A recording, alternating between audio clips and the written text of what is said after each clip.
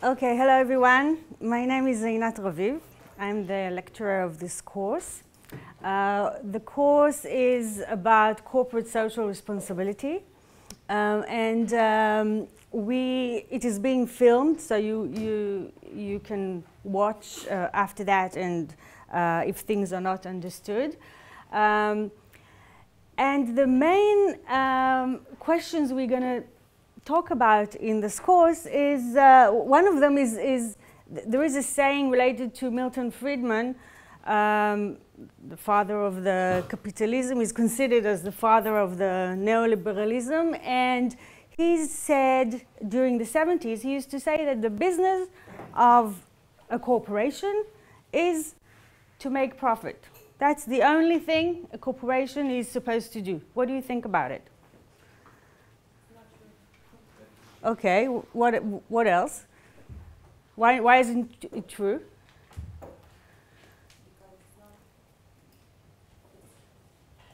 You can also say in Hebrew if you want. Okay.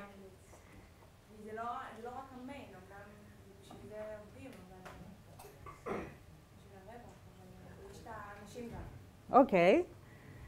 Any other person thinks something different?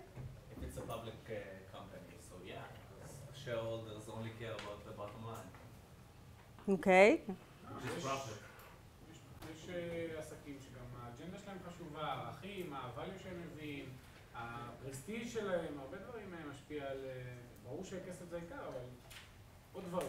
Okay, so one of the things we will be thinking about during this semester is it really everything only about profit, or what's happening today in the world of the corporations, and what other considerations do companies have apart from the profit?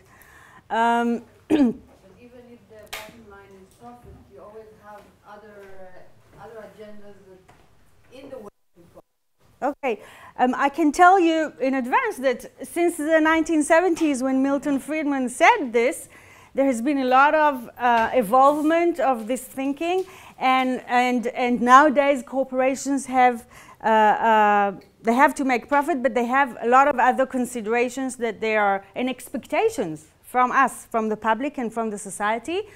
The arena we are going to talk about in this semester is the triangle of the three sectors: the public sector, the state, the government; the private sector, which is the corporations, it is the business, the market; and the third sector, the civil society, חברה אזרחית, which includes all the non-profits, עמותות, foundations, and other civil society organizations. And corporate social responsibility actually is inside this triangle and the relationship between the different sectors. And we can see that we have a division in this triangle between for-profit activity of corporations and business, and non-profit activity, which is government and civil society. And we have also informal activity of the civil society in comparison to formal activity of business and government. We can see that the corporate social responsibility is actually all the processes coming from the companies to the community, to the civil society. I will also talk about practices of non-profit organizations that are developing business practices, and social enterprises, עסקים חברתיים. We have one lesson about this subject. It's a new trend in Israel and worldwide. So we are in this field, and I want to start, I'm going to use a lot of movies because every movie that I use is in order to emphasize a specific idea. We're not going to see whole movies, just parts of them. And Supersize Me, anyone has seen this film? Yes. McDonald's. Okay, about McDonald's. And the main issue of this film is what's happening with the food companies. Oh.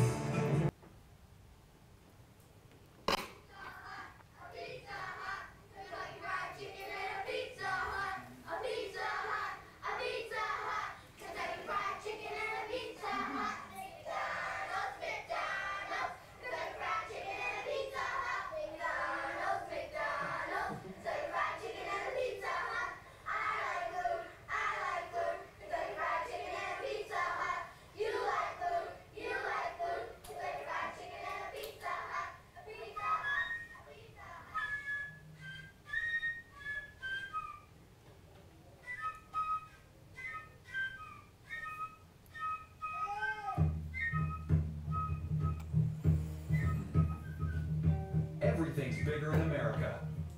We've got the biggest cars, the biggest houses, the biggest companies, the biggest food, and finally, the biggest people. America has now become the fattest nation in the world. Congratulations. Nearly 100 million Americans are today either overweight or obese. That's more than 60% of all U.S. adults. Since 1980, the total number of overweight and obese Americans has doubled, with twice as many overweight children and 3 times as many overweight adolescents. The fattest state in America? Mississippi, where 1 in 4 people are obese. I grew up in West Virginia, currently the 3rd fattest state in America. When I was growing up, my mother cooked dinner every single day. Almost all my memories of her are in the kitchen, and we never ate out, only on those few rare special occasions. Today, families do it all the time, and they're paying for it, not only with their wallets, but with their waistlines. Obesity is now second only to smoking as a major cause of preventable death in America, with more than 400,000 deaths per year associated with related illnesses. In 2002, a few Americans got fed up with being overweight and did what we do best. They sued the bastards. Taking aim at the fast food companies and blaming them for their obesity and illnesses, a lawsuit was filed in New York on behalf of 2 teenage girls. One who was 14 years old, 4'10" and 170 pounds. The other, 19 years old, 5'6" and 270 pounds. The unthinkable had suddenly become reality. People were suing the Golden Arches for selling them food that most of us know isn't good for you to begin with. Yet each day, 1 in 4 Americans visits a fast food restaurant. And this hunger for fast food isn't just in America, it's happening on a global basis. McDonald's alone operates more than 30,000 joints in over 100 countries on 6 continents and feeds more than 46 million people worldwide every day. That's more than the entire population of Spain. In the United States alone, McDonald's accounts for 43% of the total fast food market. They're everywhere. Walmarts, airports, rest stops, gas stations, train stations, shopping malls, department stores, amusement parks, even hospitals. That's right, hospitals. At least you're close when the coronary kicks in. Lawyers for McDonald's call the suits frivolous, stating that the dangers of its food are universally known, and that these kids can't show that their weight problems and health woes were caused solely by their McDiets. The judge states, however, that if lawyers for the teens can show that McDonald's intends for people to eat its food for every meal of every day, and that doing so would be unreasonably dangerous, they may be able to state a claim. Are the food companies solely to blame for this epidemic? Where does personal responsibility stop and corporate responsibility begin? Is fast food really that bad for you? I mean, what would happen if I ate nothing but McDonald's for 30 days straight? Would I suddenly be on the fast track to becoming an obese American? Would it be unreasonably dangerous? Let's find out. I'm ready. Supersize me.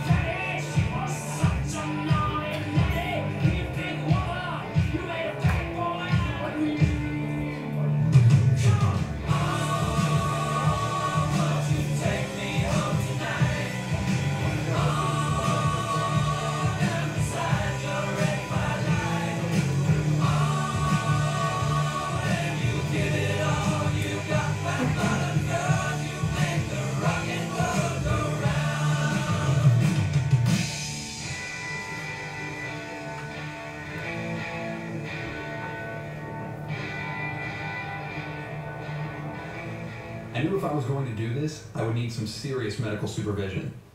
So I enlisted the help of not 1, but 3 doctors. A cardiologist, a gastroenterologist, and a general practitioner. You feeling quite well today, yes? Quite well. In general, any fatigue or weight loss, weight gain, any change in your vision? No fever, no earache, no cough, no shortness of breath, no chest pain, no nausea, vomiting, heartburn. And no hospitalizations for illness. No. Do you take any medications for these one? I don't. I've just been taking vitamins. Okay. Any food allergies or anything? No. There's no... Okay, so the guy is very healthy, and the the thing in this film is that it's actually, he makes an experiment. He, for 30 days, for 1 month, he eats 3 times a day McDonald's food. Another principle that he has is to, whenever he's offered a supersized meal, a big meal, he takes it. And he walks, the exercise that he did during this time is to walk just the average amount that an American citizen is walking per day. Now, you saw that before he started the experiment, he was above average, he was fit above average, healthy. And the 3 doctors that were accompanying him in this, they thought that nothing special would happen. And everybody was very surprised to see that after 1 month, it had a drastic effect on his well-being. He increased his weight in 11%, about 13 kilos or something like that in 1 month. He accumulated fat in his liver. He had he started having addictive behavior to the food. He had headaches. He was vomiting. He had no sex passion anymore during that time. A lot of behaviors that has changed because of what he was eating, and following this film. And now it took him 14 months, more than 1 year to after this experiment to go back to the physical conditions he was before. And following this experiment, the McDonald's stopped having supersized meal, and they started putting in the menu salads, healthy salads, and so on. But it's still, McDonald's is not a healthy food, as we all know. But how many of us eat this? How many of you go to McDonald's with your kids? Or go to McDonald's by yourselves? Okay. So we do go to McDonald's, and the main question is, where does personal responsibility end, and where does corporate responsibility begin here? What do you think? Is it our responsibility that we go to McDonald's and that's why there is obesity all over the world? Yes, probably. Okay. It's a matter of choice. Everything decides that you eat something else. But together with that, with the marketing or the question like to bigger size the meal, they don't have to do that, but they actually enforce you to select the bigger one. Yeah? I think one of the questions is, what does the company advertise and say about its food? If it says it's super healthy, eat it every day, it has some responsibility. But if it says, if it doesn't address that issue, still we can talk about personal responsibility, because we didn't say it's healthy to eat it every day. You chose to eat it every day, so that's can be a point of way to look at things. But like one time I was talking to a friend, she gave the kids bamba. And we talked about the fact, and she said, well, bamba is healthy, bamba.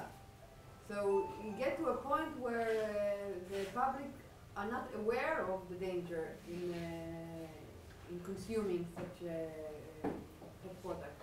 And at this point, it does become the corporate responsibility. Okay. And there is another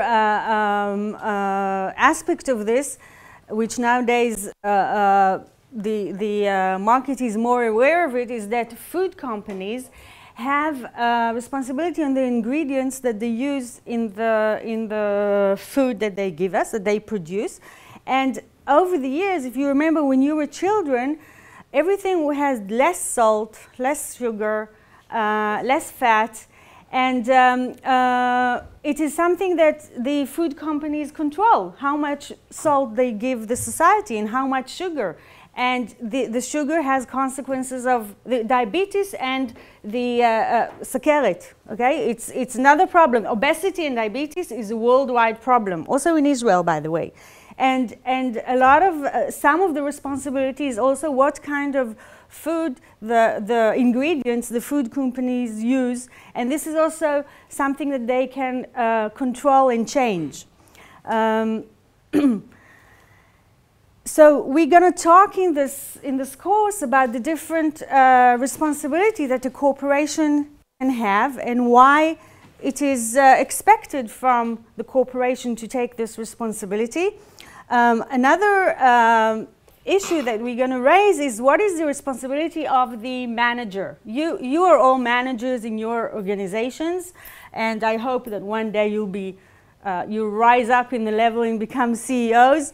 And what kind of responsibility do you have on what the corporation is doing?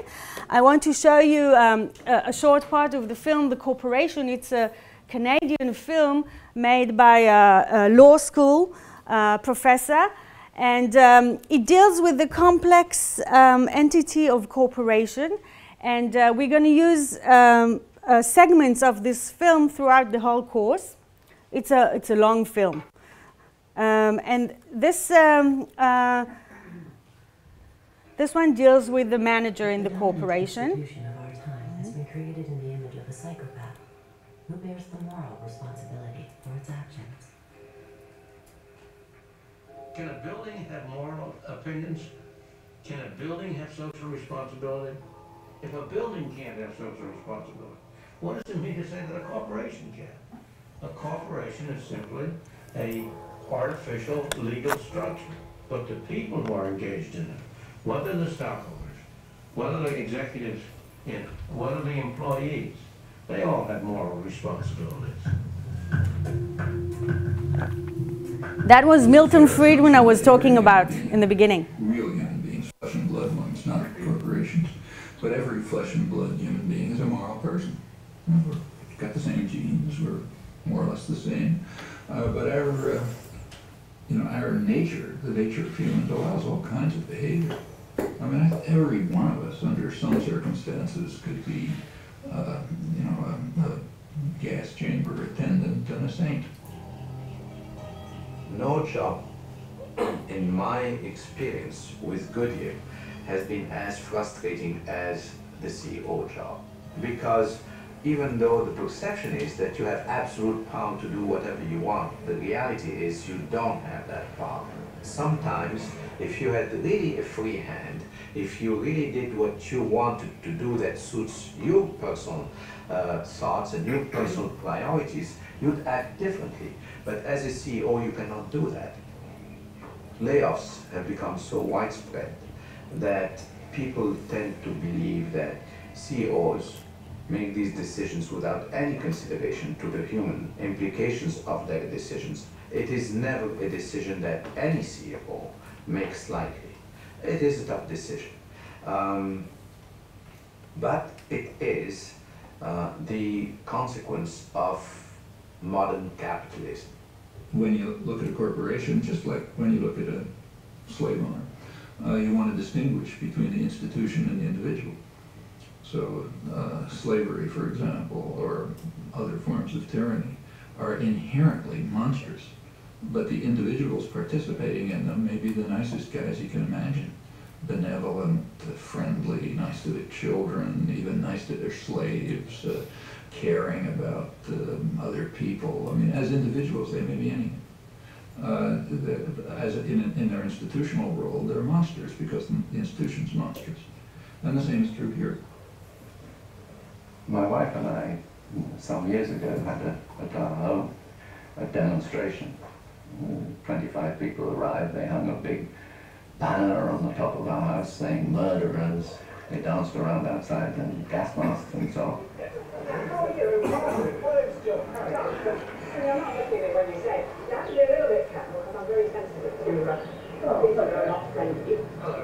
you notice you being recorded and filmed? No. Well, I thought it'd be polite to mention.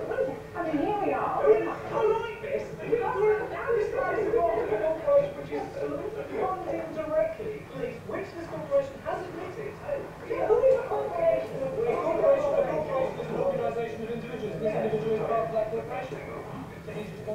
As a public demonstration, it wasn't very effective. There were only two, this is a very rural area, 2 people and a dog, and it's not a very big house, which I think rather surprised them.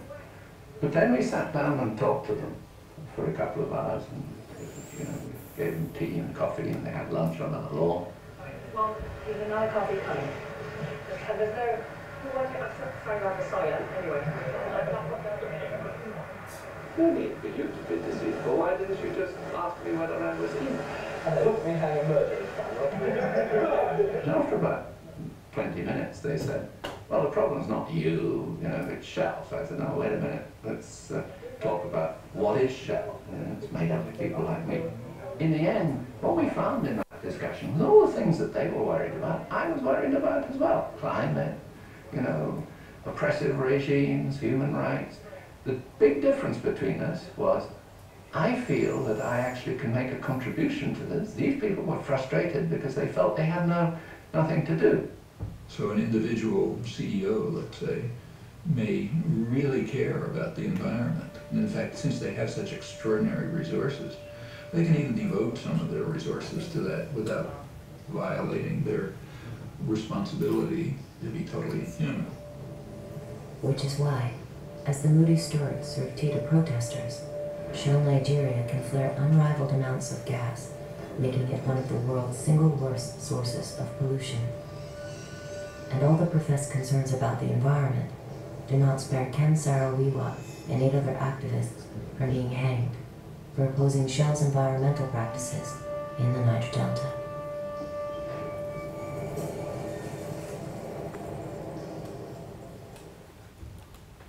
Okay, so what we saw here was actually the blurring of the public opinion that is blurring the responsibility between the manager and of the corporation.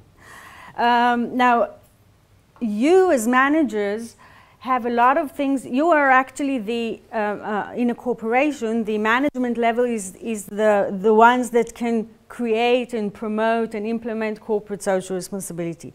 So we will, in this course, we will talk about different tools and different ideas that you can try and promote in the places where you work. And it's a whole issue. What is the responsibility of the manager regarding the wrongdoings of the corporation? And this Shell manager, he didn't want these Nigerian people being killed, but it's what happened because of the activity of Shell. So it's a complex situation, and we will think what we can do about it. And one of the questions that we will also think about it is how much we can expect from a corporation to sacrifice income in order to protect the public from a damaging product. Even though this product is being produced in a legalized way. It's a question. Can we expect corporations to give up some of their income? We'll think about it in this course. Take for example, the tobacco industry. Okay, what? It's known that the product is unhealthy, but still they want to maximize their profits by selling it.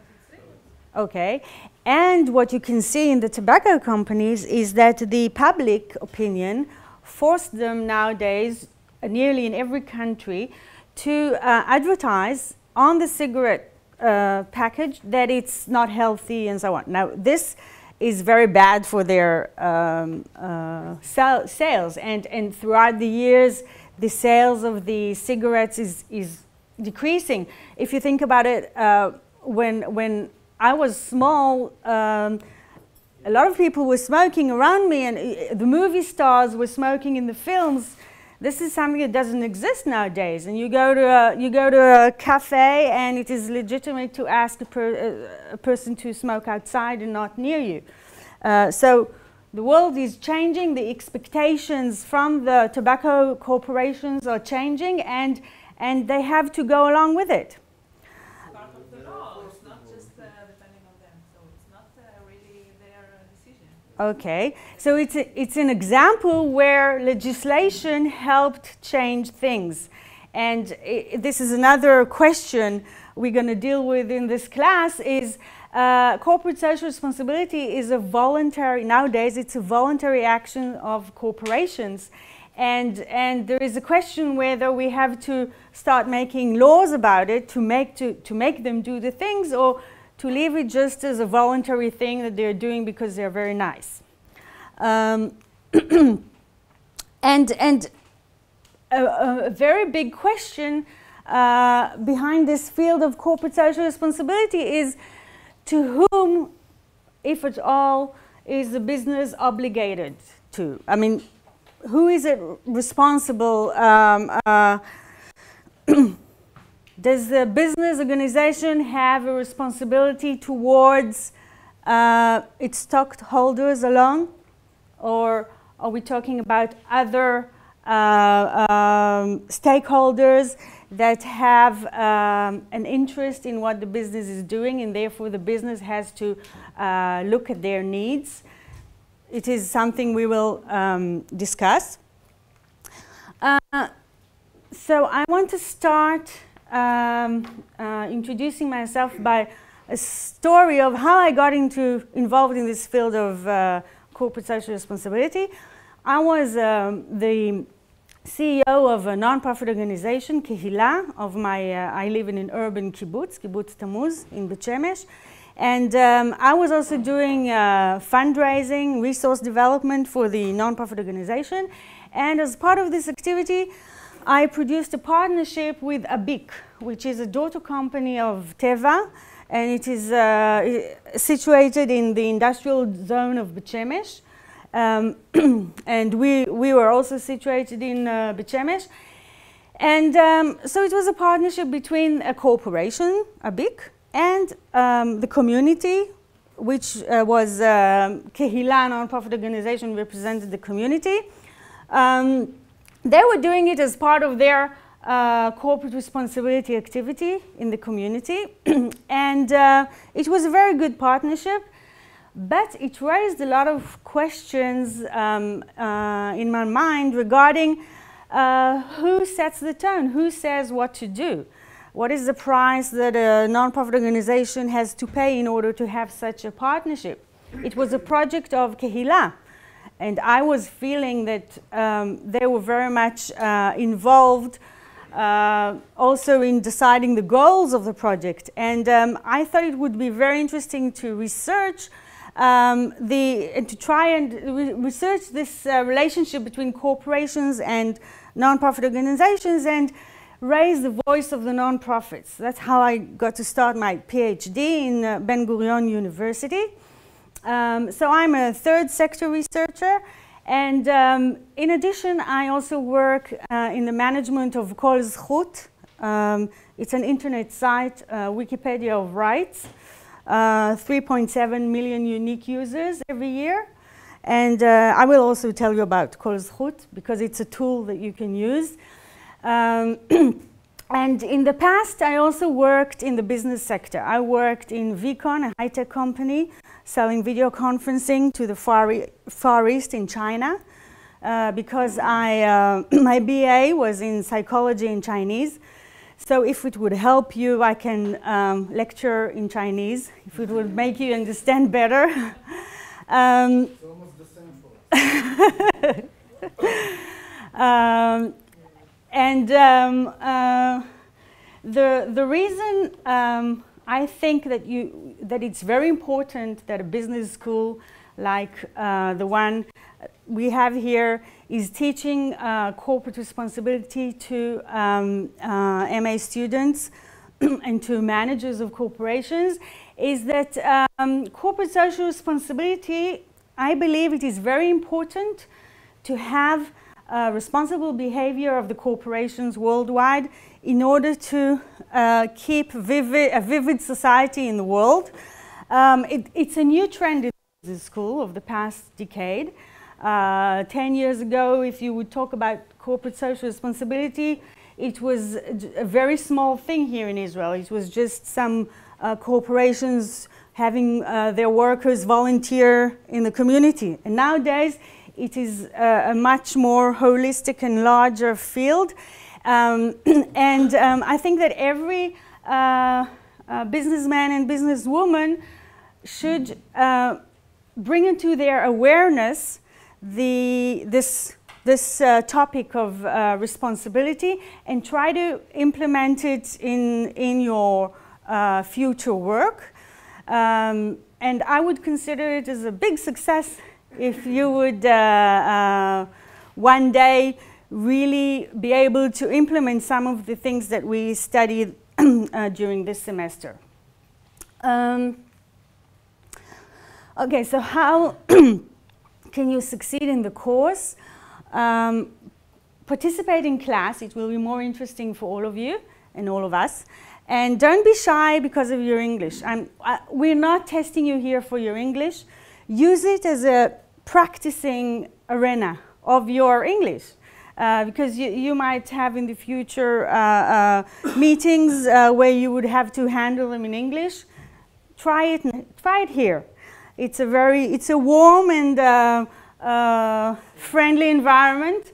But anyway, if you have difficulty in English, you can always switch to Hebrew and say your ideas in Hebrew. If you don't understand something, you can ask me. I can say it in Hebrew. It's an advantage that I'm a Hebrew speaker. And one of the things that can help you if you have difficulty with the language is to read the articles I put on the on the Moodle. You have all the articles that needed for each week. They relate to the specific topic we're going to talk about in that week. And I will also put the presentations of the class before, a few days before the class, so you can print them or look at them. The reason we have this class in English is that you need at least one course in English during your MA studies. And they chose this topic to be in English. So we're just going to have fun and practice our English while learning interesting things about corporate social responsibility in our lives. We have, during the semester, we're going to have a few in-class assignments, which are, it's actually a practice of a specific theory or idea that we will learn. And you all, at the end of the course, you will have to do a final group project of 2 or 3 people together, not more than that. There's no test in this course because I thought that a test in English is much more difficult than doing a project where you can sit and think about it. So the language is less a problem when you have to do a written assignment. And we will, in the third lesson, the assistant, the teaching assistant of the course, or Tal, will come and explain to you about this final assignment.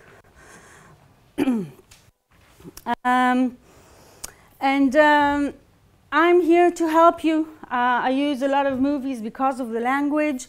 We can have office hours. I heard you have a class at 10, so it's not an option to have office hours at 10. שעות קבלה.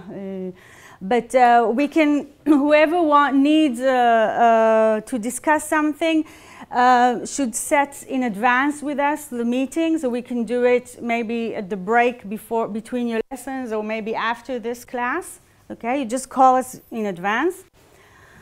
The syllabus, the course is divided into 2 parts. The first part is dealing with corporate social responsibility and the roles of a managerial position like yours in implementing it in the corporation. So today we're going to talk about concepts and backgrounds of this field, and then we're going to try and talk about why do we need corporate social responsibility as a society, and why do corporations need corporate social responsibility. We're going to have in the third lesson a guest lecturer from the field of marketing, and we will talk about corporate social responsibility in the ethical marketing and so on, and the responsibility towards the consumers. From charity to shared value is an evolution of this field from philanthropic activities to activities that have shared value, and we're going to talk about how to do it. How do we create this shared value? Corporate social responsibility in the workplace is already, we are diving into the specific fields of corporate responsibility, and we will also, another field is corporate social responsibility in the community. Social enterprises is part of the CSR in the community. Environmental corporate social responsibility, and how do we manage all this, and what kind of tools we have. During all these lessons, I will be talking about theories and tools and ideas, but I will also try to bring you from the field examples, and I will invite guest lecturers from specific topics that can show us how everything is implemented in the field. And then we reach the second part, which is about ethics, business ethics. There are lots of ethical issues in management.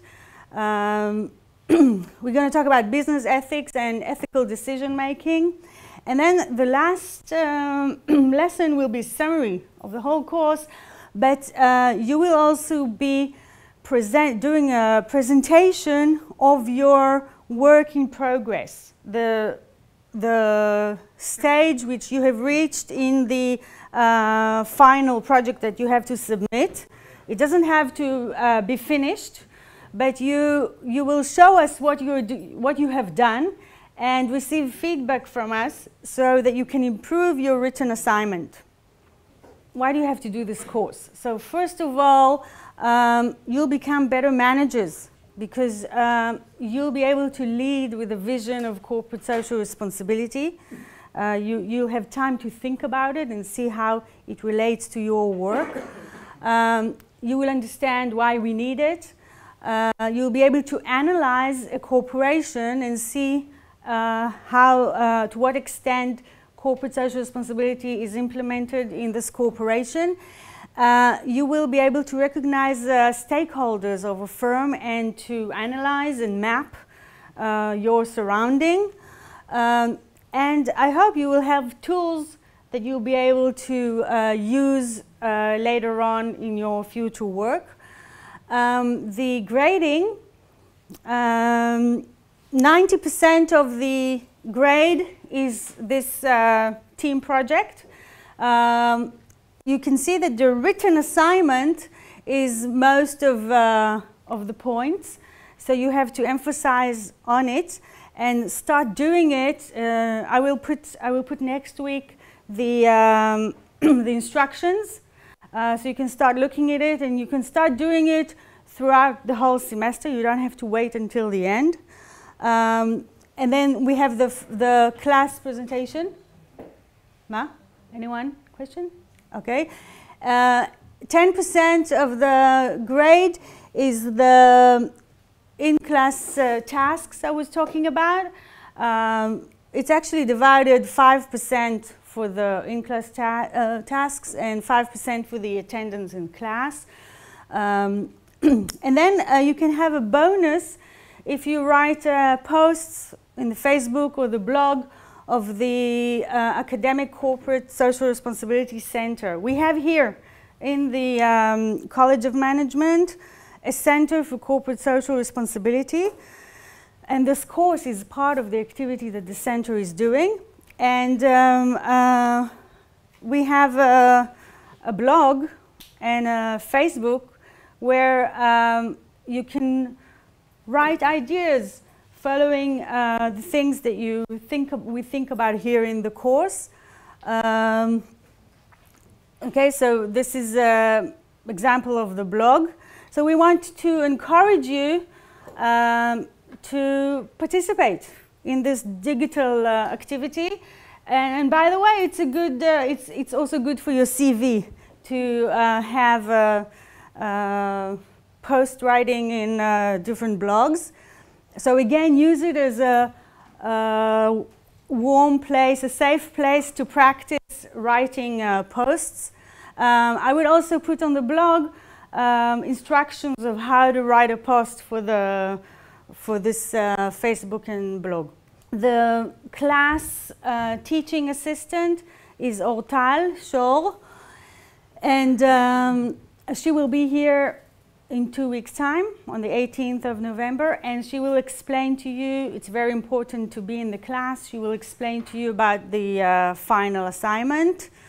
You can write her details, and it also appears in the Moodle. Okay, so what are we going to do today?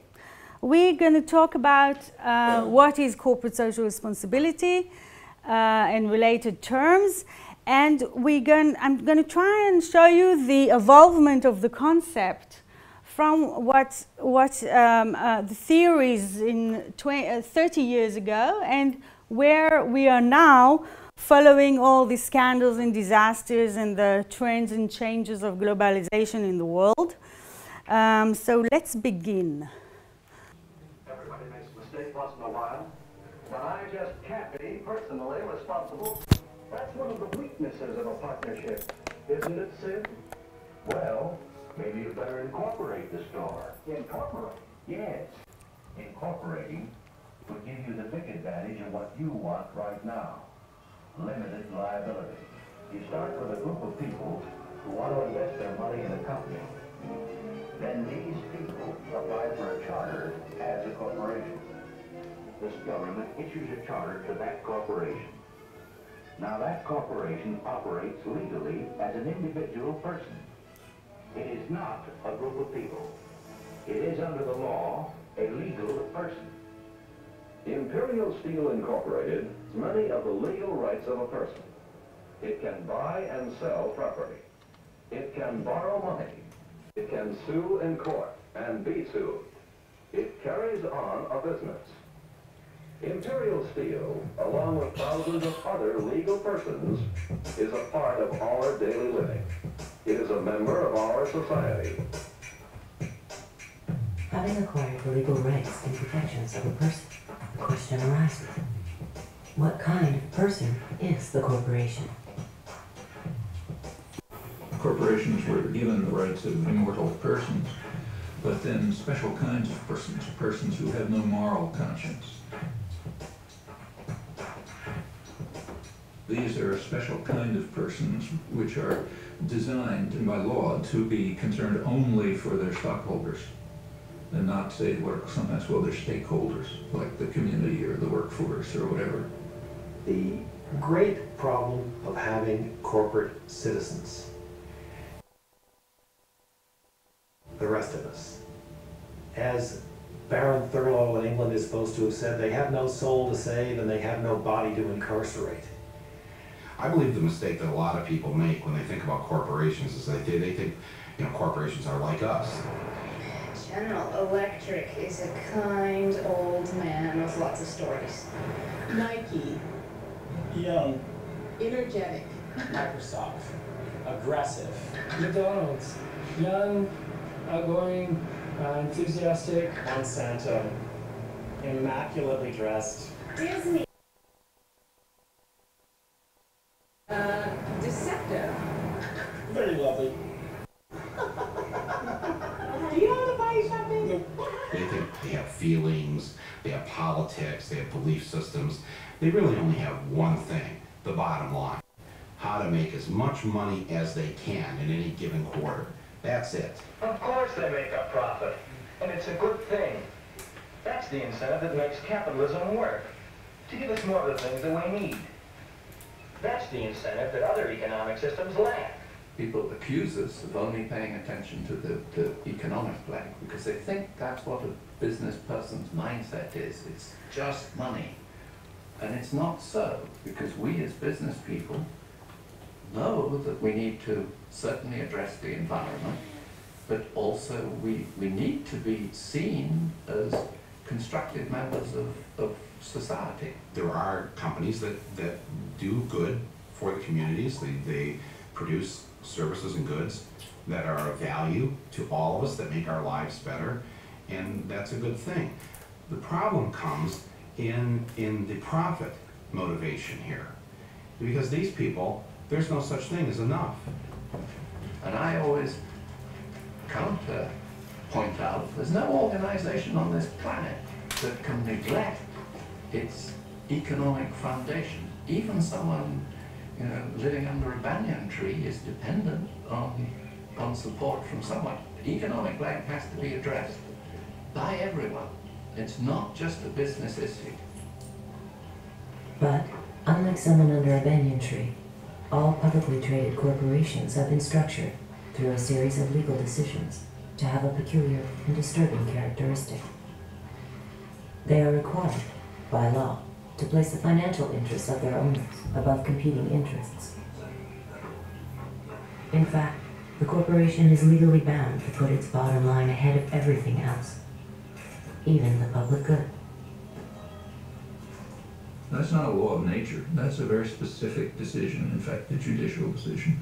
So they're concerned only for the short-term profit of their stockholders who are very highly concentrated. A corporation having rights, but not really having obligations and having no morals. So how do we restrain the corporation? And what is corporate social responsibility is one of the answers. Until we will have legislation, what we have is the awareness for the responsibility of the actions of the corporations. And it is actually the expectation of the society from the corporations to, apart from being profitable and apart from obeying the law, to also deal and take responsibility about the problems that we have worldwide, and to act in the business world with a view that seeks to ensure the long-term existence of the corporations and their surroundings. I mean, if the surrounding, the society of the corporation will not prosper, the corporation itself will also not prosper. That's the logic of this idea, that the corporation needs the society and therefore it has to take care of it and to think about the economic and social and environmental dimensions and needs that exist. So we're talking about 3 P's. The people, the profit, and the planet. And if you think about all of them and act in this way, you achieve sustainability, קיימות. It is this concept of corporate social responsibility is all the time evolving. It's all the time in the academic discourse and in the field itself. It's all the time changing. There are a few terms that are related to it. For example, stakeholders, מחזיקי עניין, בעלי עניין.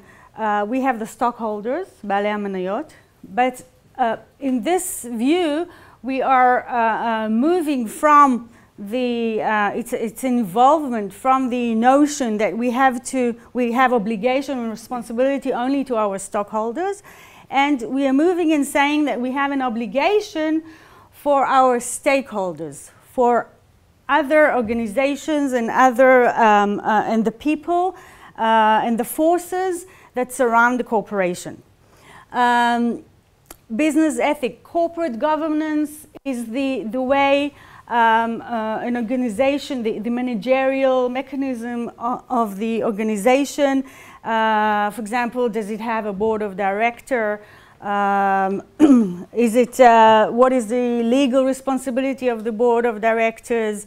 Do they have enough women represented in the board of directors?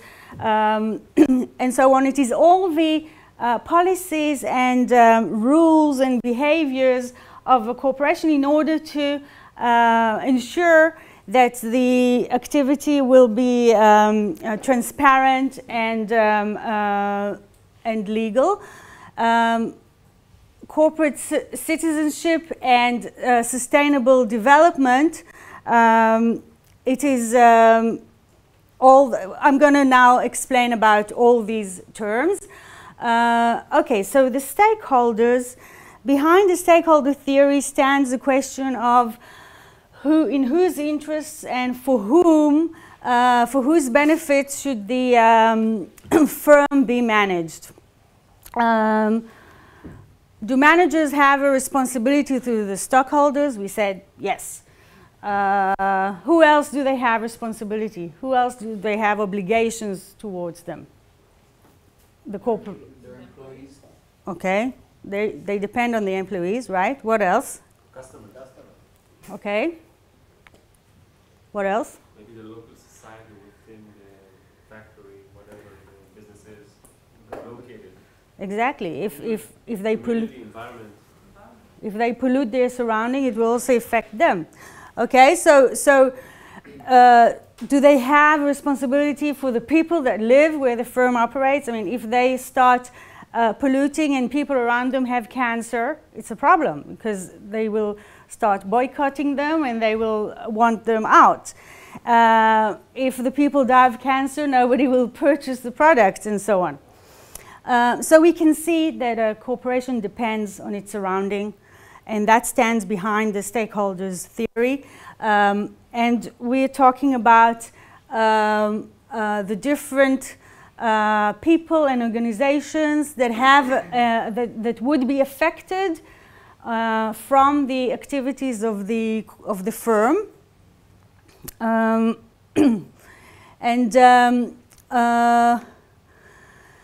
the relationship between the stakeholders theory and corporate social responsibility is that actually corporate social responsibility stemmed from the notion of having different stakeholders, and it is actually trying to answer the demand of each specific stakeholder. So for example, the corporate social responsibility in the workplace deals with labor standards and with the employee rights, gender equality, fair wages, not to have sweatshops and abuse children working, and so on. So it's a whole field of corporate social responsibility in the workplace. Partners in the supply chain. It is expected from the corporation to be also responsible on what the suppliers are doing, don't buy from a supplier that is abusing children. Okay? For example, Nike was boycotted for having, for the shoes were being made in Asia in sweatshops, and they were abusing in those sweatshops. They were making children work 14 hours a day for very low wages, and the public opinion in the 90s started making boycotts, cherem tzarchanim to Nike, and saying to them, well, look who's producing your shoes. And Nike said in the beginning, they said, well, it's not our problem and we can't do anything about it. It's other suppliers that are doing it. And so throughout the years, they understood that because they are so big and so strong, they have responsibility, they can make a change. And they are now considered as one of the companies that are trying to lead a worldwide change, referring standards of labor, fair standards of labor. Social marketing, environmental externalities relates to all the field of environmental corporate social responsibility. to whom do these companies owe loyalty? What does loyalty mean? Well, it turns out that that was a rather naive concept anyways. Corporations are always owed obligation to themselves to get large and to get profitable. In doing this, it tends to be more profitable to the extent it can make other people pay the bills for its impact on society. There's a terrible word that economists use for this called externalities. An externality is the effect of a transaction between two individuals on a third party who has not consented to or played any role in the carrying out of that transaction. And there are real problems in that area, there's no doubt about it. Running a business is a tough proposition. There are costs to be minimized at every turn. And at some point, the corporation says, you know, let somebody else deal with that. Let's let somebody else supply the military power to the Middle East to protect the oil at its source. Let's let somebody else build the roads that we can drive these automobiles on. Let's let somebody else have those problems. And that is where externalities come from, that notion of let somebody else deal with that. I got all I can handle myself. A corporation is an externalizing machine in the same way that a shark is a killing machine. Each one is designed in a very efficient way to accomplish particular objectives. In the achievement of those objectives, there isn't any question of malevolence or of will. The enterprise has within it, and the shark has within it, those characteristics that enable it to do that for which it was designed. So the pressure's on the corporation to deliver results now and to externalize any cost that this unwary or uncaring public will allow it to externalize. Business ethics is the field of ethics relates to the moral of what is good related to bad in our activities. And business ethics is what is considered, the norms and the behaviors that are considered legitimate to be done while doing business. What is considered bribery? What is it okay to have political lobbying? What is there are lots of moral and ethical dilemmas, it's difficult to, it's not black and white. It's very difficult to say that something is totally good and something is totally wrong. There's a lot of dilemmas in the middle of this, and that's why it's important to. It's part of a corporate social responsibility.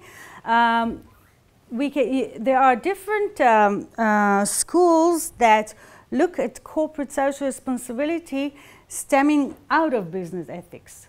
But the way we look at it here is taking this field of business ethics and looking at it as part of the corporate social responsibility fields that exist in corporate responsibility. Community relations is all the activities that a corporation is doing in the community around it. Do you have corporate social activity in the community, in the places where you work? Where do you work? Elbit. And they have a lot, going to schools and teaching and letting us to see and helping, for example, during the holidays, giving groceries. Are you involved in corporate activity? Having more girls going into technical fields, so I'm doing mentoring? Okay. Yeah? I'm working at Electra M&D, and we have, in all Electra we have a lot of options and opportunities to volunteer. We just had at Dingate, something with a lot of people that are not from handicaps or stuff like that. They had a lot of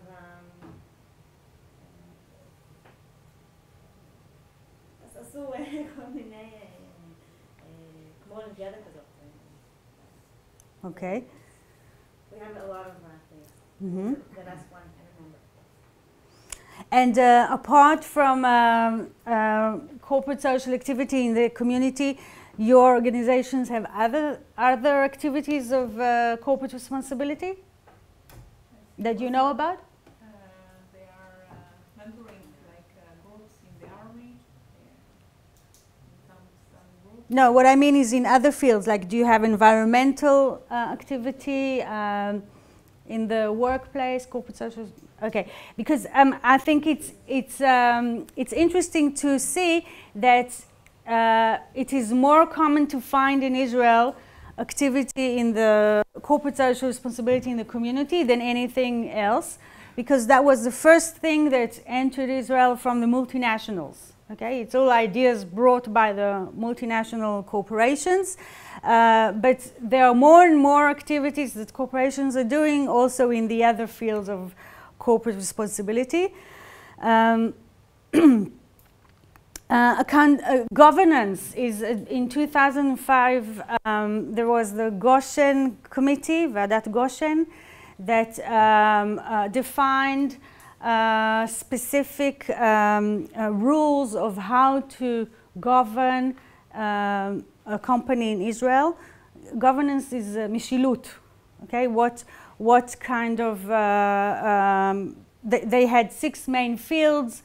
They defined what kind of board of directors you need, what kind of managerial mechanisms you need, and what kind of transactions you can do between the stockholders. And all this is in order to make sure that the company is a good company to invest in it, that it's working in a proper way. And one of the main tools to make a company work good is by accountability, divuchiyut, transparency, accountability of, and when there's no accountability, we can see lots of wrongdoings.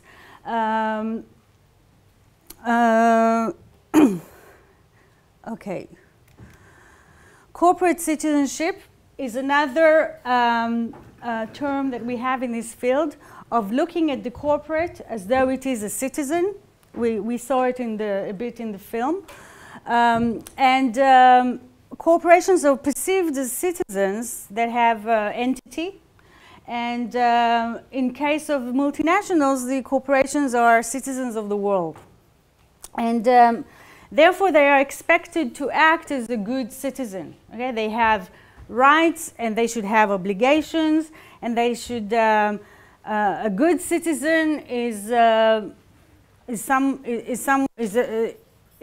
person or an entity that treats the stakeholders in an ethical manner, and that they take into consideration the needs of the different stakeholders. So. Throughout all the theories in this field, we will see this aspect of citizenship.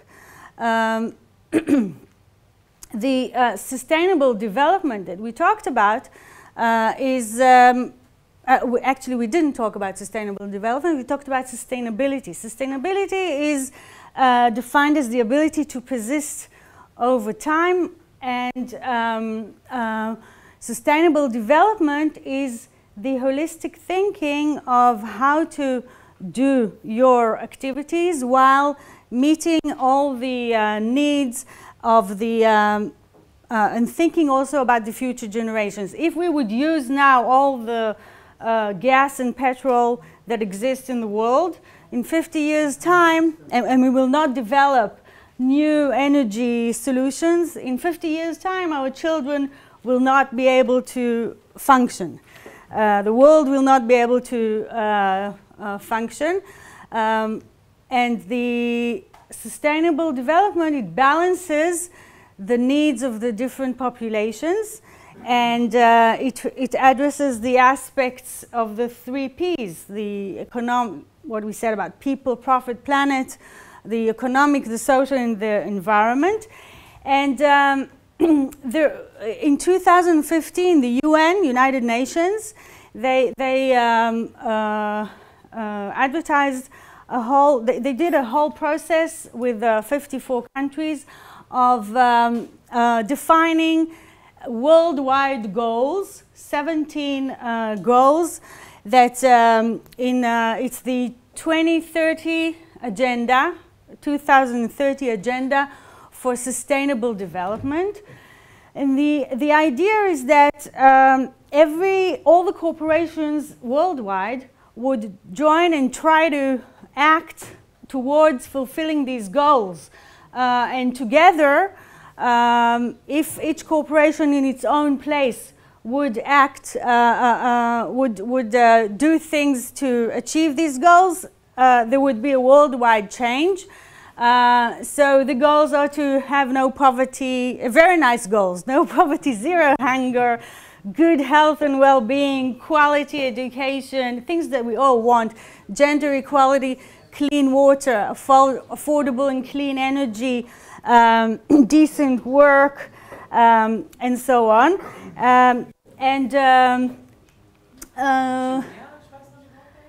United Nations. It's called the SDGs, Sustainable Development Goals. And how do corporations participate in this? There are already nearly 8,000 corporations worldwide trying to join this effort and to do activities. So first of all, they have a public declaration of their support for this program and these goals. And they try to join in partnerships in order to achieve it worldwide.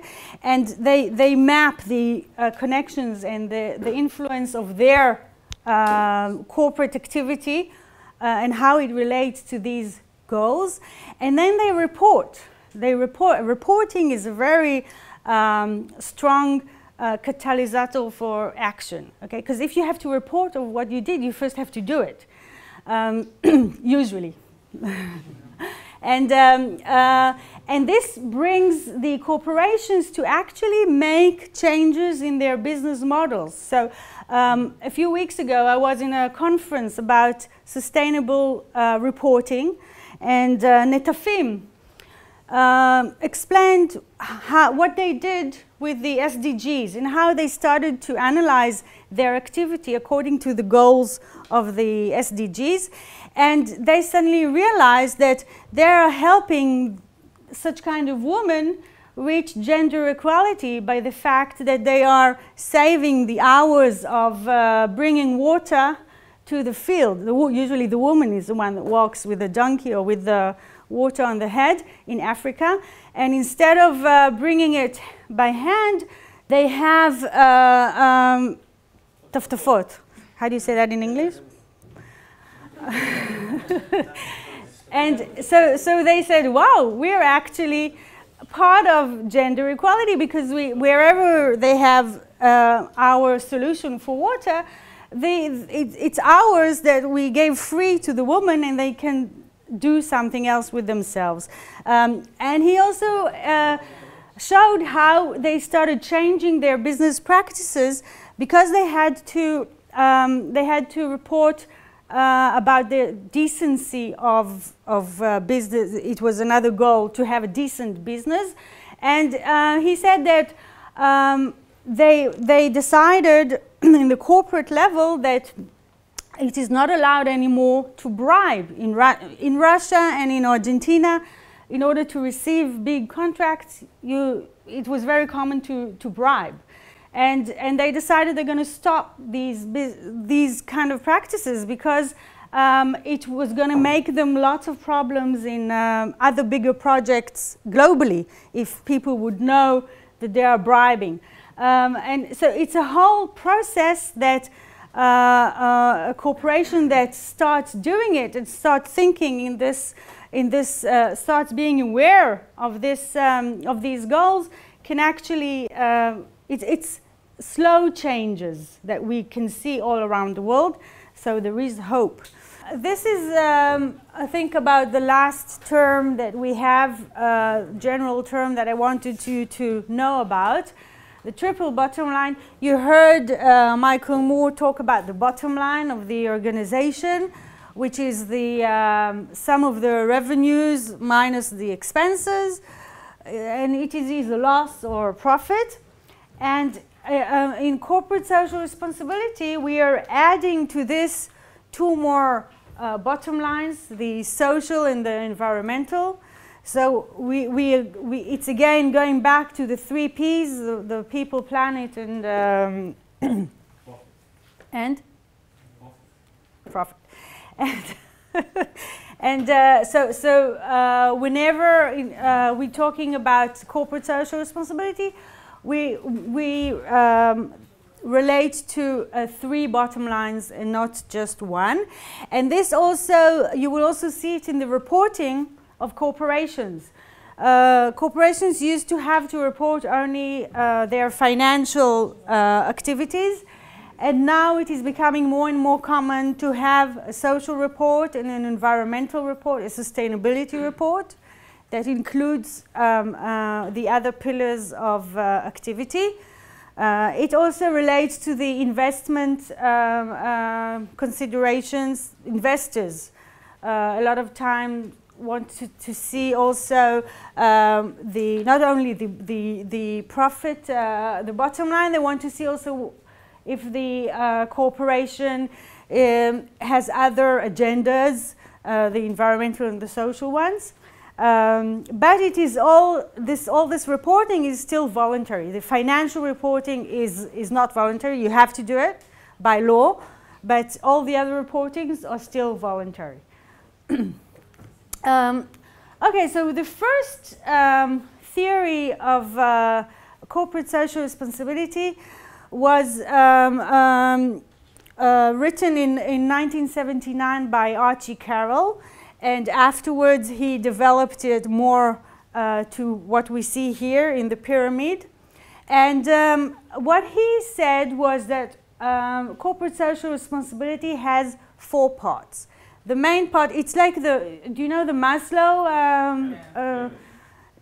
pyramid? So the same idea, the basic need is the profit. A corporation has to have products or services which it sells to people and makes profits. And if it's not profitable, it dies. Okay, so it has to be profitable. The second level is the legal part of the responsibility of a corporation. It has to obey the law, and it has to play by the rules of the game. And then we have the expected, nice to have ethical part, which is the norms and the expectations of the society. It is all the activity beyond the law. And then the philanthropic part, it's something that Carroll added in 1991, which is, we can see through this that it developed only in the last decades. And it is related to corporate citizenship that we talked about. To be a good corporate citizen means to contribute resources to the community and to try to improve quality of life. And it is all a kind of philanthropic charity activity. It is like the cherry at the top of the ice cream. It is nice to have but not essential. Economic responsibility, economic and legal responsibility are required, are essential, and the ethical and philanthropic are expected and desired. And since these kinds of ideas were put into press, there's been a lot of academic discourse around it, and we have evolved from this thinking of a pyramid where the corporate social responsibility philanthropic activity is up there. We have developed a lot, and there has been lots of historical activities that happened during the 80s and the 90s. There were, and still also during nowadays, we can see ecological disasters that occur and have a very big effect on specific areas. So, for example, the ExxonMobil petrol company oil spill.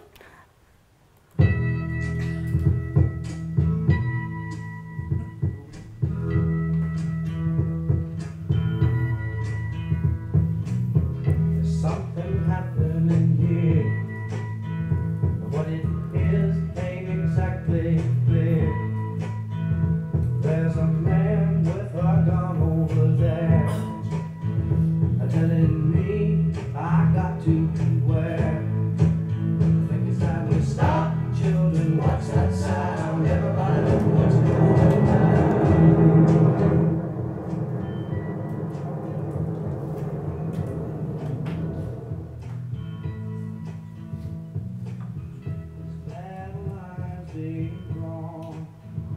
Nobody's right if everybody's wrong. Young people speaking their mind are getting so much resistance from behind. Finally stop. Hey, what's that sound? Everybody look what's going down.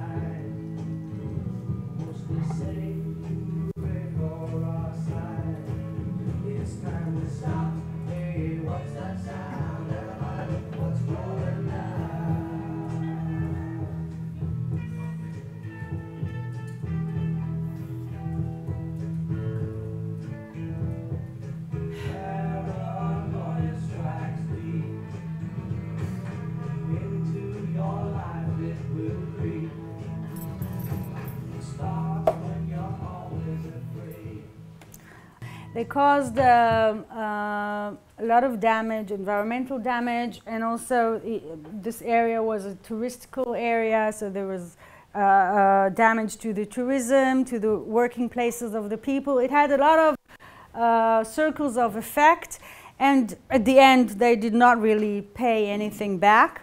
Now they are a huge company.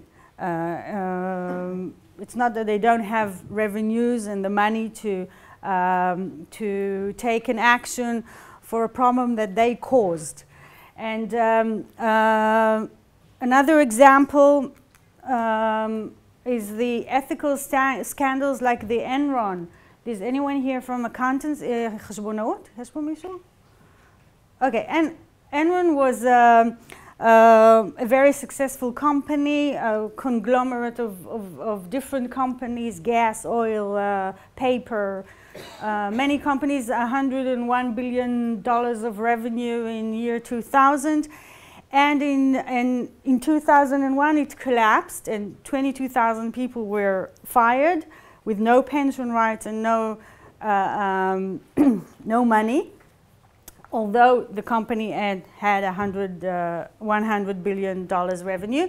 And the reason was that there was a systematic fraud of accountancy reporting. Following this scandal, there was legislation in the US regarding how companies have to report financially in order to make sure that they will not do such kind of frauds. It's called the Sarbanes-Oxley Act. Okay, and anyway, it's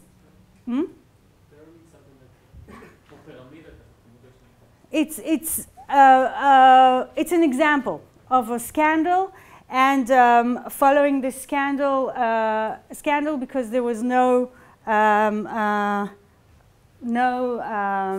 law regarding what the companies have to do, and no responsibility taken by the company.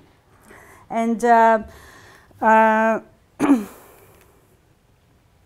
another example of a scandal regards the workers' rights violations of Nike sweatshops.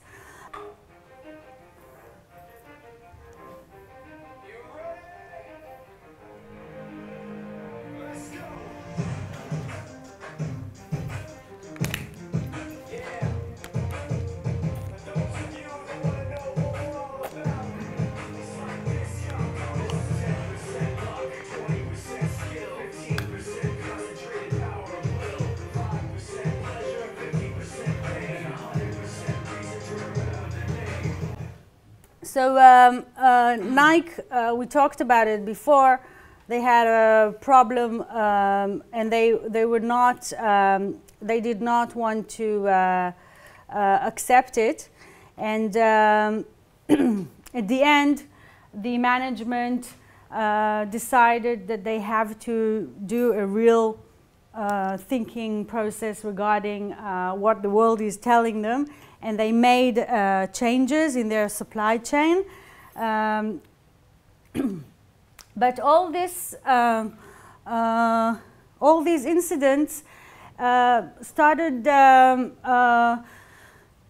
whole trend of thought in the social organizations and environmental organizations, that the idea behind it was that those that have a great power, like corporations and economic power, should have a greater responsibility, and they should starting to prevent this. Should do actions in order to prevent the problems that they are causing. And not only that, the expectation is that they would start also solving worldwide problems that exist, because corporations are now one of the biggest forces in the world. They have a global force, because corporations are sometimes richer and have more economic power than the states themselves. So they have greater opportunities to solve worldwide issues. And yeah? In case of Nike, did the company suffer from reduction of income as an outcome from this publication? Yes. I think for a whole decade they didn't do anything. They said, no, it's not our problem. And then after 10 years they saw that they have a decrease in their sales, and then they decided to do something about it. So it doesn't affect on the company, the business? Yeah. All these publications and, the boycott, yeah, of course. I think it's only when it affects the company they do something about it. I didn't understand. Only when the scandal affect the income, they do something about it. Because if it's not concerned, if they don't think about the income, they don't care. Yeah. Okay. That's the pyramid. Yeah. Economical and space. Yeah. Yeah. You mean the motivation for most of the companies is their profit? Yeah. Yeah. Or legislation. Or legislation. Yeah. Yeah. And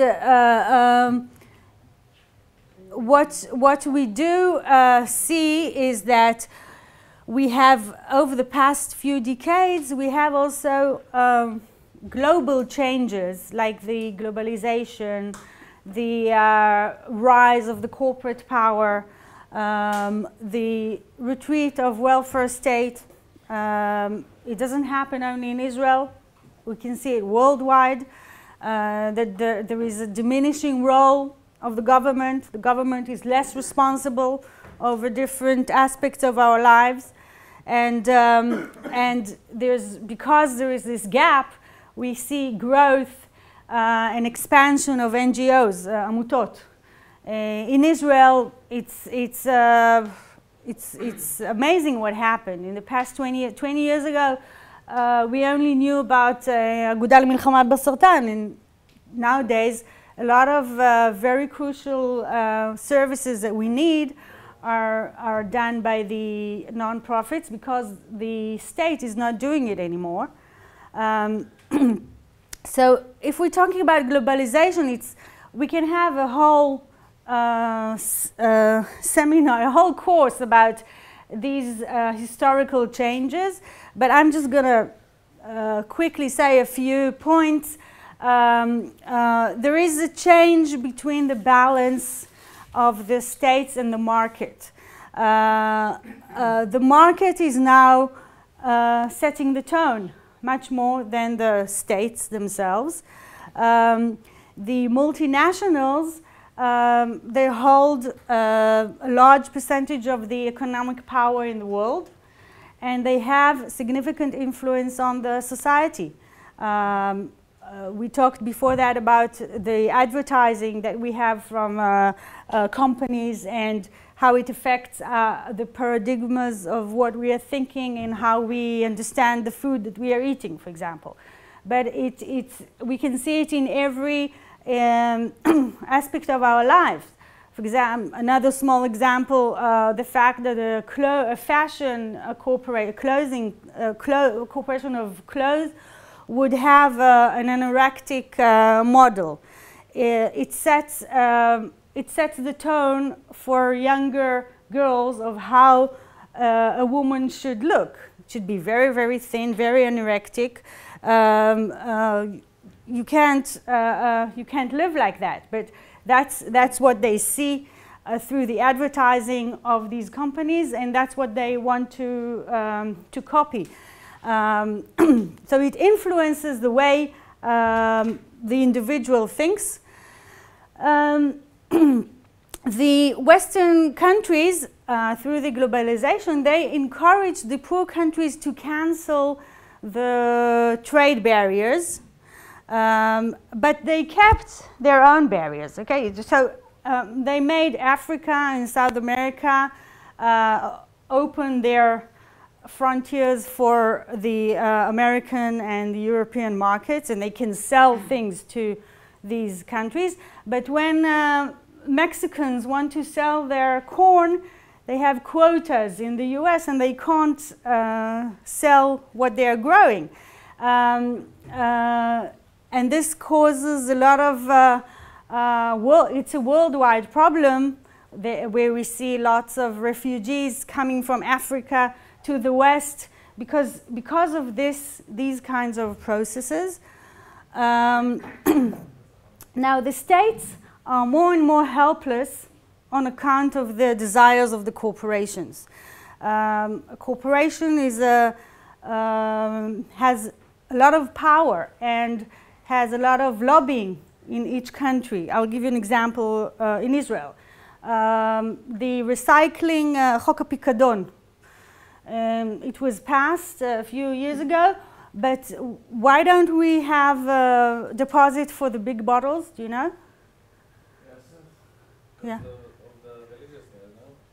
Okay, that's one part of the story, but the bigger part of the story is that the ultra-Orthodox joined the big corporations, Unilever, all the food companies. They did a lot of lobbying against putting a deposit on the big bottles because it would cost them a lot of money. And they succeeded. And we have an excellent law, but it only recycles these small bottles and not the major big, what? Yeah, and it's because of the lobbying of the multinationals because they didn't want this law to be passed. In most of the examples you gave, companies decided to take action only because one person or a small group of persons have done a campaign or raised the awareness of the company product. So you haven't showed any case that the government had done something that affect the company's decision. No, because now I'm talking about global changes that are happening worldwide. The specific example I gave was an example of how corporations, of the power of the corporations. Okay, I'm not talking, what you're talking about is the motivation of corporations to do actions, and we will talk about it later on in a few lessons ahead. The point I wanted to make now was that corporations have a lot of force, and they're using it mainly for their own good, and we have to restrain them in different ways, and corporate expectations of corporate social responsibility is one of the ways. That's the point I wanted to make. Now, we can see also that the law systems in the different states are having problems and difficulties in supervising and in restraining the multinational activities, because even if you have a law, if you don't have enough supervisors that supervise on doing it, regulation doesn't solve everything. We can see it in different aspects of our lives, that whenever the government says, yes, there will be regulation, it doesn't really work. This is an example of the corporate power. You can see here that this is a comparison between the economical power of corporations and nations. So you can see that ExxonMobil has the same, has $354 billion of sales in 2011, and that was the same as the gross domestic product of South Africa. And Walmart is the same as Norway, and so the total gross domestic product of the entire economy of Hong Kong is about the same as the Toyota Motor Company's revenue. And sometimes it is a problem for smaller, poorer countries. They cannot stand in front of this huge corporation. There was a story of a cigarette company that made a small African country, they made them put down, we were talking about the advertisements that they have to put on cigarette packages. So they forced them to pass a law so that they would not have to have this advertisement on their cigarettes, so that children would buy it more. And they succeeded because this country was very poor and the cigarette tobacco company was huge. There are different examples of, for example, last year there was the whole issue of Volkswagen, that they had and they didn't recall the cars and people died, and they didn't recall the cars, they falsified information that was checked to change the cars, so within test, when the car is stationary, the gas emissions will be normal. While driving, the emissions are greater. Okay, so that's an example of a fraud and a wrongdoing of a corporation.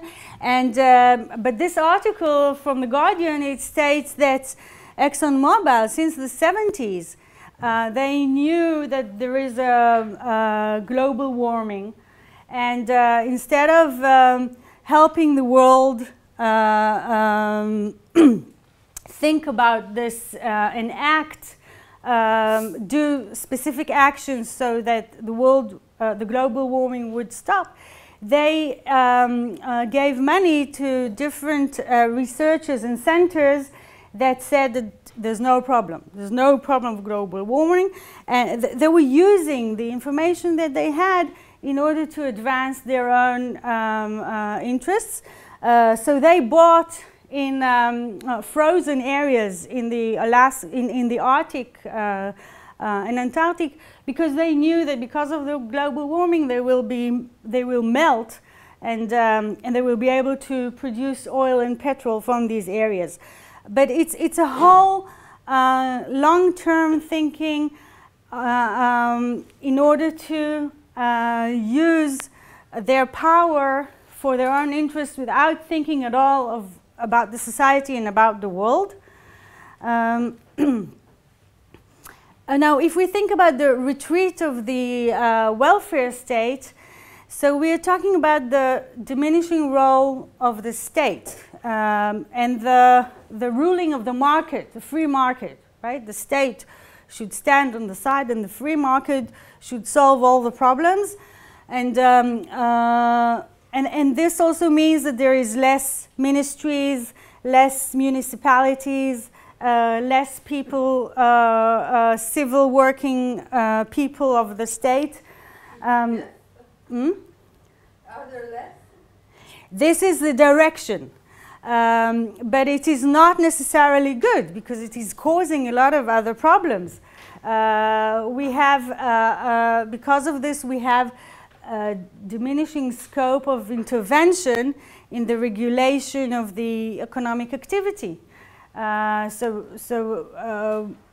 we are letting the free market rule, and our farmers are for example, you can't be a small farmer nowadays in Israel because nobody protects we don't have enough quotas like the US and Europe have. Because we don't interfere in the economic activity. But as the free market, if there's no need, maybe we're not that good at agriculture, so we should focus on something else. How much does the regulation and the government interference within the economical system? The fact that the farmers are not able to produce today, it's not because they're not good. It's because the farmers in Europe, in the US, in order to be able to get along, they have a lot of protection from their governments. And they are not, for example, if you allow importing milk products from Europe and other countries, you produce a lot of problem for your own local milk market because they cannot sell outside. The question within the globalization is whether does the government should interfere with the personal interests and economical interests of the country? Who's to say if we need to have a local milking or agriculture companies? Maybe it's not the good thing to think about. Okay, this is a question of different policies and different political decisions, and what I'm trying to show here is what has changed, what has been happening. Okay, I have my own view of what I think should be done or not, but I don't think it's for here. Anyway, there's a whole process of privatization. Okay, and the fact that, for example, we take the gas resources of Israel and we privatize it. We give it to one person, tshuva. It's the resources of all the public, and then it means that he will put his own considerations. He will not take care for the price of the electricity of our houses or the price of the electricity of the industry. There's no, because we do this privatization, we have no control, for example, on the price of the future electricity in Israel. And this will have lots of consequences on every small person's lives. Or another example is when you take all the money of the pension funds and you put it in the stock market. And now Chinese investors are buying it. Now they don't care a damn about what will happen to me and you when we will be 70 years old, if we will have money for a pension or not. And if this would have been a responsibility of the state, would have stayed inside the state, state can put more other considerations than the bottom line.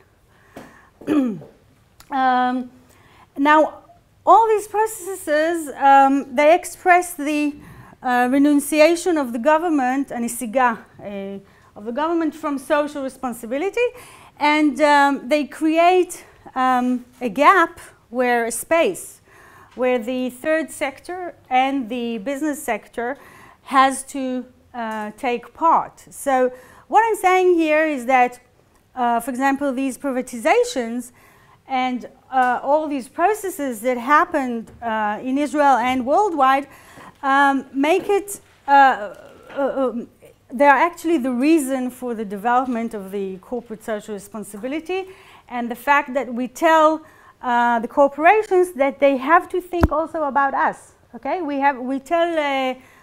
the future we will tell Tshuva that there will be a lot of pressure on him to think about what is happening to the Israeli market because of the prices of the gas that he decides to have. And following all this line of historical events, we can see the evolvement of the concept of corporate responsibility, and Tzadek made a different pyramid now, and he's talking about the first generation. He's talking about the micro-level responsibility of the corporation, which is the local social activity to solve local problems, the volunteering of the workers at the place where the corporation exists, and the corporate responsibility activity is more philanthropic-like activity, and it creates a short-term positive reputation for the corporation. And then we have the second generation, which is a more strategic thinking of corporate responsibility. It includes strategic planning and risk management and innovation. So for example, BP, another oil company, would be developing beyond petroleum solutions. And different companies would be producing energy from the wind instead of using electricity. And I will talk in the course about a few examples of corporations that did this thinking and managed to put the corporate responsibility activity as part of their core activity of the corporation. And then the third generation is the macro level responsibility of creating social change around the world. And an example of this is SDGs we talked about today. If all the companies, like the shoes companies or the clothing companies like Nike and Gap and Levi's and so on would demand their suppliers for a specific standard of labor in the sweatshops in Asia, this would make a change because the sweatshops will not be able to sell the products to anyone. And if we have a global action going from different directions, there might be a change in the standards of work in the third world. Now, there is a lot of critics against corporate social responsibility. One aspect is saying, like what you said, that the corporations are doing corporate responsibility not really because they care, but because they are afraid of the boycott and because they are afraid of the consequences of the public pressure and the demands of their stakeholders. Another saying, Ronen Shamir from University of Tel Aviv, he's saying that it is very comfortable for the corporations that there is corporate social responsibility because this means that there is no legislation. So the multinational corporations have an interest in spreading this idea of corporate social responsibility because it is a self-regulating, it is a volunteer-based activity, and as a result, there's no external regulation system, and there are no restrictions imposed on the corporations. Now, what I say on these 2 points is that I agree with them, but the situation now is that we don't have anything better. So I would be happy that the corporations would do some action in order to solve social problems. I don't care if their motivation is because it's good for the profit or because they're afraid of the public opinion. But if in the bottom line they are doing actions and they are helping, then it's better than nothing. What? As long as it's not just like okay, greenwash. Greenwash is the. You want to explain what you mean? Like you're doing some kind of volunteering, putting down aside $1 million and hiding behind it $100,000 billion, whatever of the damage that you make to the planet, to sweatshops, whatever. Okay. Because you have, I donate to cancer, so I'm okay. Okay. So, for example, Bank Hapoalim, a few years ago, I don't know if you remember. Like advertising for them. Okay. It's the income, but it's not because of the... So they had a whole project of giving a book per child. Do you remember it? It was, and but on the other hand, they are putting a lot of payments for small households that come to the bank, and only the multi-millionaires like Nochi Dankner and Fishman would have erasement of their of the money that they have to give back to the bank. So they received a lot of criticism on their activity, because people were saying, you are putting more money in the advertising campaign of this one book per child than you're really helping the children. So so corporations, the public is not stupid, okay? And when a corporation is starting to do activity, they encounter a problem of criticism from the public. And I just heard in another conference, I heard Strauss, the manager of corporate responsibility of Strauss. She said that for years they have been doing community activity, and they have been donating for non-profits, and they have been doing all kinds of social responsibility activity, and they all the time received rejects from the field. And they understood that the public doesn't believe them. And then they started changing their way of thinking and doing activities, and they have been started using a social license to operate. I will be talking about it in a few classes. And for example, what you hear now in the press about Strauss is that, for example, they take care of us because they put less salt in their products, and they use less fat, try to produce products with less fat, and so on. So there is some change in the tone that we hear, but greenwash is a problem. It's a problem when corporations try to present themselves as environmentally friendly or green, and there's no true action behind it. For example, Ramat Chovav, you know Ramat Chovav in the Negev, it is one of the most polluting corporations that we have in Israel, and all the population living around Ramat Chovav, they have high level of cancer, it is known, and they changed their name to Neot Chovav. So this is something that is okay.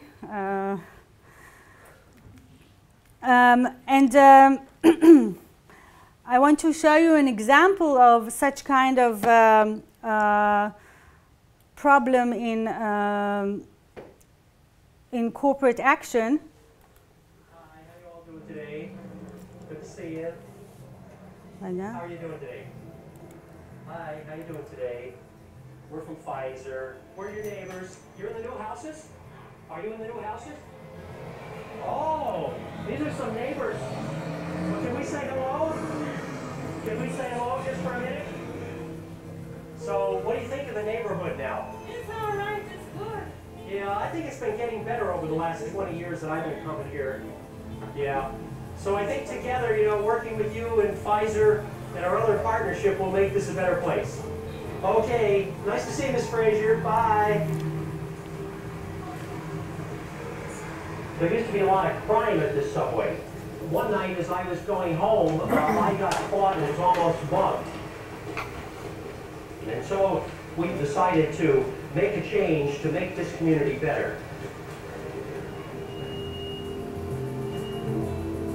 We're looking at turnstiles that prevent fare being. It used to be that you could just hop right over.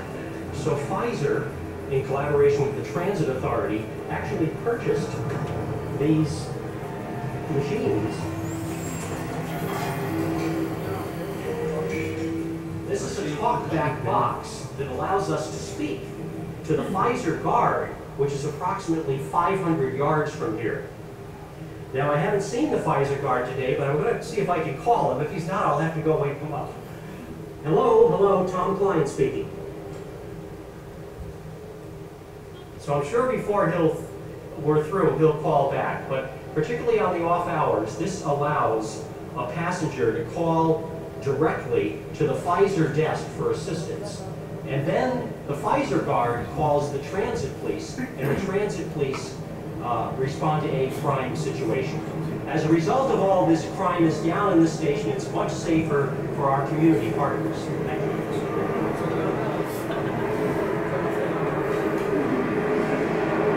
We'll press the other button just to be sure. Tom speaking, hello. We'll stop over and say it first to him.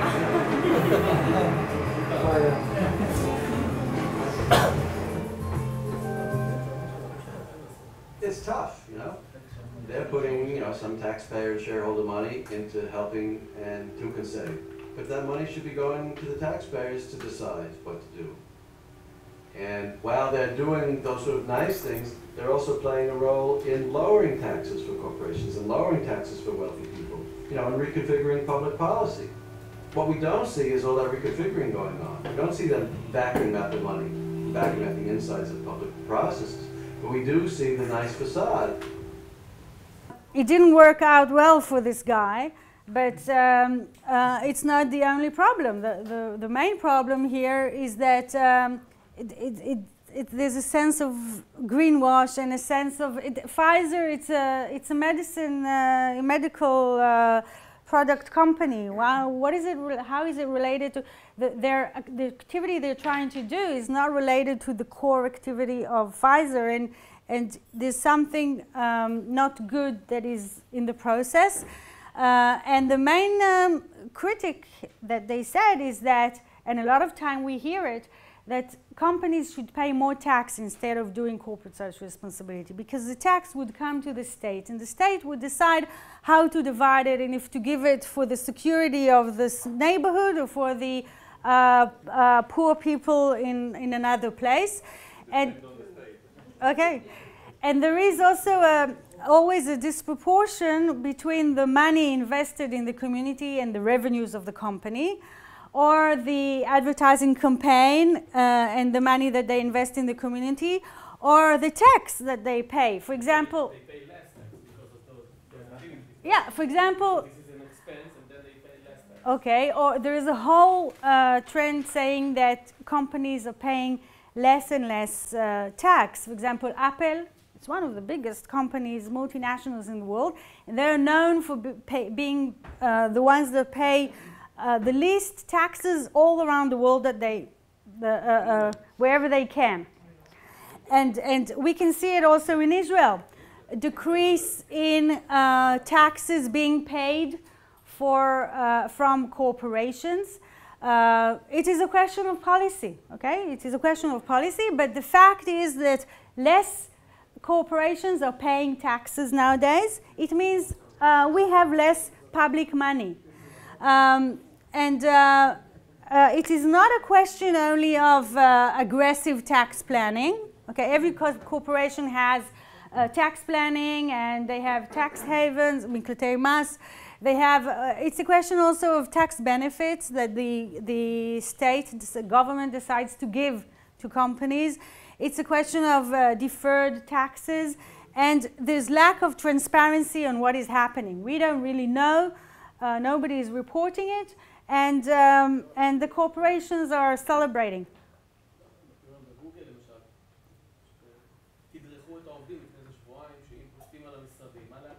Okay.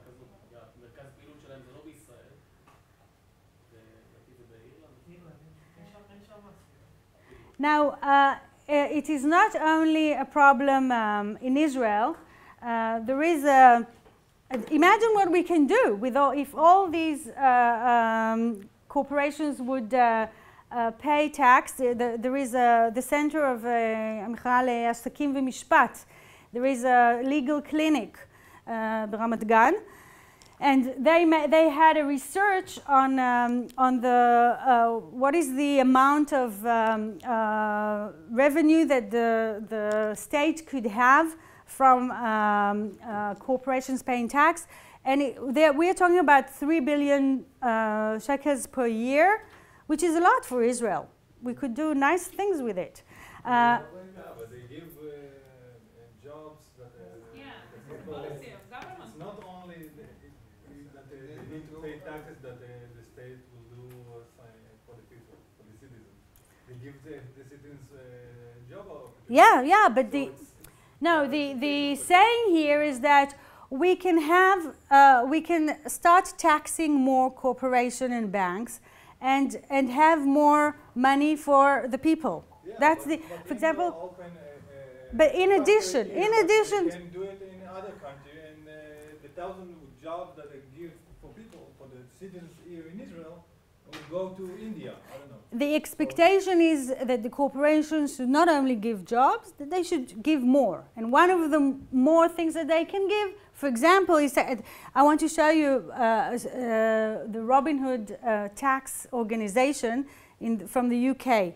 It's it's more or less the end of our lesson, and it's a funny film. They want to tax the banks. It's a real organization that exists. The Robin Hood bankers tax. Yes, it's a sweet little idea, taxing the banks to help the poor, but I don't think it'll work. It's very complicated and will be very tough on the banking sector. Which has just been given billions of pounds of taxpayers' money to keep it going.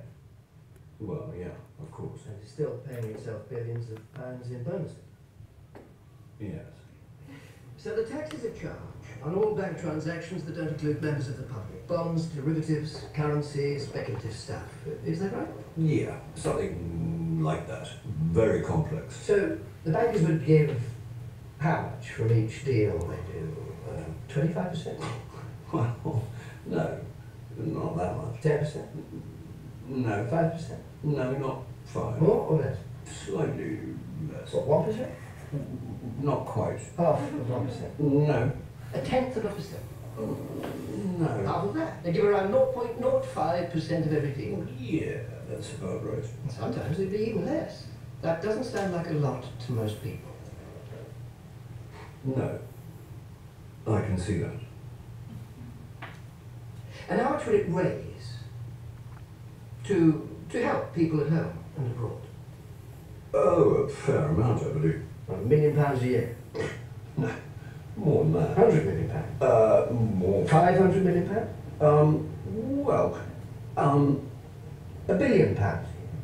No, it's slightly more than that, I'm told. £10 billion? More. £50 billion? Yeah, that sounds about right. In fact, I believe it's likely to be more than £100 billion. Could be double that. Could be more than double. Yeah, possibly. Right, so let me get this clear. A tiny tax on the banks could raise billions of pounds every year to help save lives in the poorest countries, fund crucial action against climate change around the world, and help avoid cuts to crucial public services in this country. Gosh. Well, yeah, that is about the, some of it.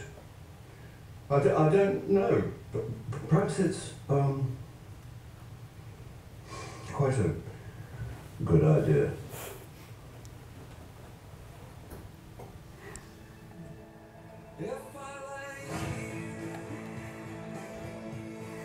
Okay, so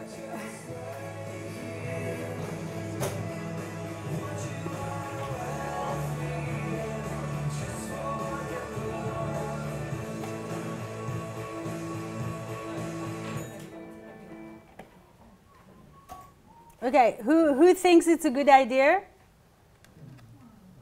The thing here is that it could be banks, it could be other big corporations that are not paying taxes, like we heard here about Google and Apple, about any corporation that is making billions of revenues.